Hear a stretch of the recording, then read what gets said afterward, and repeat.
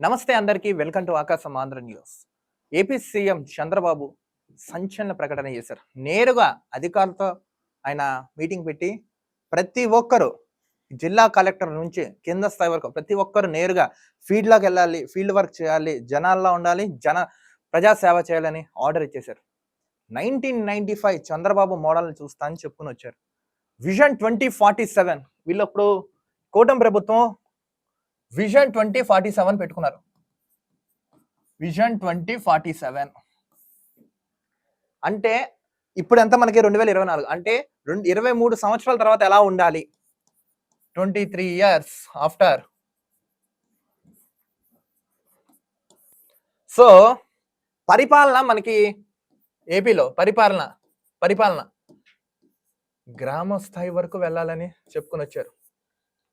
గ్రామ స్థాయి వరకు ఎలా విధి విధానాలు ఏంటి, సామాన్యుడు పడుతున్న ఇబ్బంది ఏంటి, వాళ్ళ ఆదాయం ఎంత సంపాదిస్తున్నారు, పెట్టుబడుల ద్వారా ఎంత లాభం వస్తుందో, రకరకాల అంశాల గురించి ఈరోజు మీటింగ్ లో తెలపడం జరిగింది ఏపీ సీఎం చంద్రబాబు. కార్యక్రమంలో అచ్చెన్నాయుడు, పవన్ కళ్యాణ్, లోకేష్ మొత్తం వీళ్ళందరూ పాల్గొన్నారు. బానే ఉంది. సరే, మీటింగ్ పెట్టుకున్నాక అవన్నీ ఉంటాయి కదా, మీకేంట్రా బాబు నొప్పని మీరు అనొచ్చు. కొన్ని మారుమూల గ్రామాలు ఉన్నాయి. ముఖ్యంగా ఏజెన్సీ ఏరియా తీసుకోండి.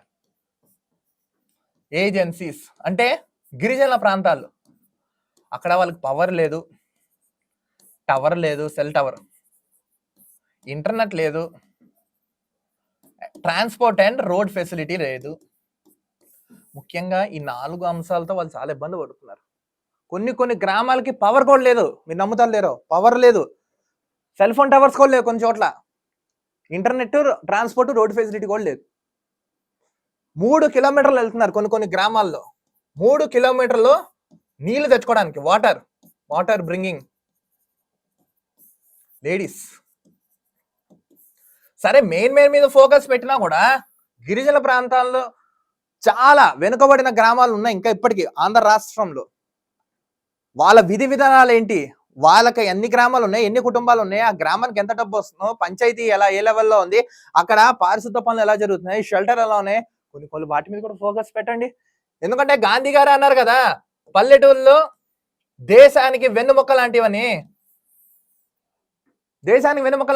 పల్లెటూరు మీద కూడా ఫోకస్ పెట్టండి. ముఖ్యంగా ఇలాంటి ఏరియాల మీద కూడా.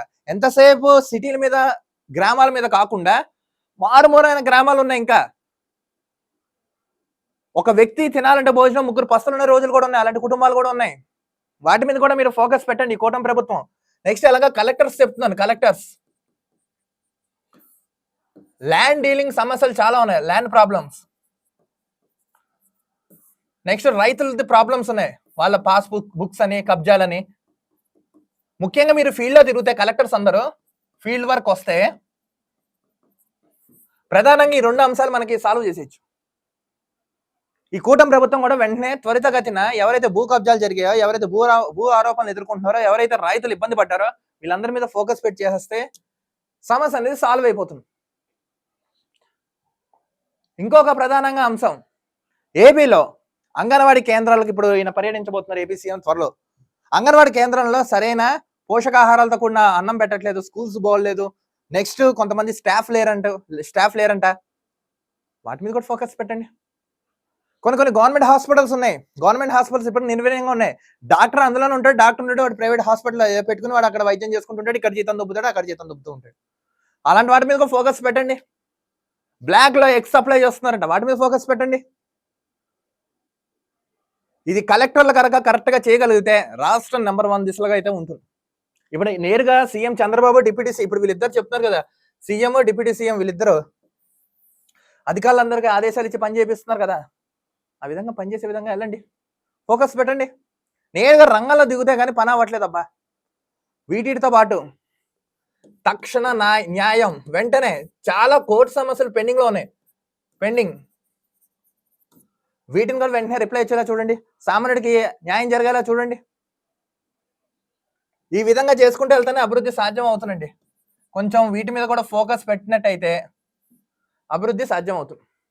సో మొత్తానికి deputy CM, next CM Chandrababu మొత్తానికి ఫోకస్ పెట్టారు. రాష్ట్ర దేశం మొత్తం కలెక్టర్ అందరూ ఫీల్డ్ లో ఉండాలంటున్నారు.